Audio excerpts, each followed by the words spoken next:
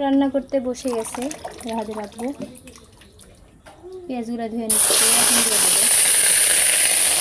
লবণটা দিয়ে দিচ্ছে আলুর জন্য।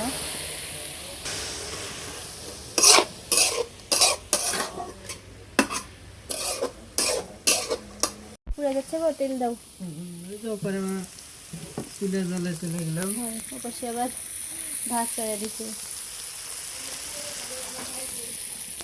পুড়ে গেছে গো ভারী।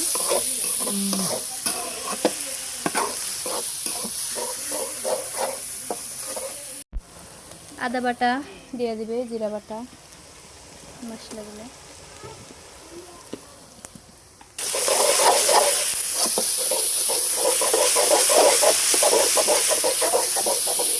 লবণ দিয়ে দিচ্ছি এখন, হলুদ দিয়ে দিবে এখন, নেড়ে দাও। তেজপাত দেওয়া হয়ে গেছে। এখন এবার নাম কি গো? এলাচ দিলাম। এবার গরম মশলার খাইতে এই ঘরের নাম জানি না। মরিচের গুঁড়া দিয়ে দিবে এখন।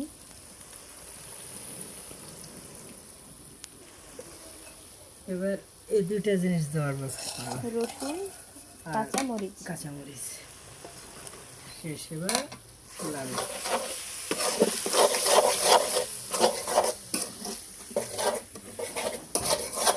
ভাত তরকারি দুটোই হয়ে যাচ্ছে দুই চুলাতে।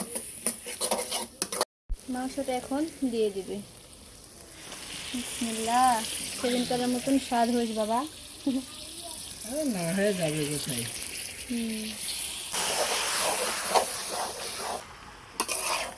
কালার হচ্ছে সেদিনকার মতো অবশ্যই হবে।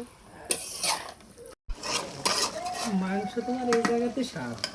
যত কষাবে, যত লাড়াচাড়া করবে সে তো স্বাদ হবে। হ্যাঁ, রাহাদের আব্বু অনেক সময় লাটতে লাটতে তো মাংস থেকে পানি বের করে ফেলে দিল। কষানির পানি দেওয়া লিখবে না, যত নাড়বে তত স্বাদ লাগবে। দেখো লাটলে তো কয়টা ভেঙে ফেলে দিও। কয়টা কি ভাঙবে? এখন ঝোলটা দিয়ে দাও কষানি। একবারে ঝোলটা দিলে অনেক স্বাদ লাগে, তাই না? মানে ইয়া থবো না তো, ঝোল থবো না, ওই জন্য কালা ভুনা। হাঁসের কালা ভুনা সেই সেম টু সেম না? তাই নাকি? হ্যাঁ, একদম সেম টু সেম সেদিন করার মতো। সেই ঘ্রাণ আমাকে পেট ভরে দিচ্ছে। ঘ্রাণে পেট ভরে যাচ্ছে। একটু টেস্ট করে দেখি, দেখি ঝাল লবণ মরিচ লাগবে কি এগুলো। দেখো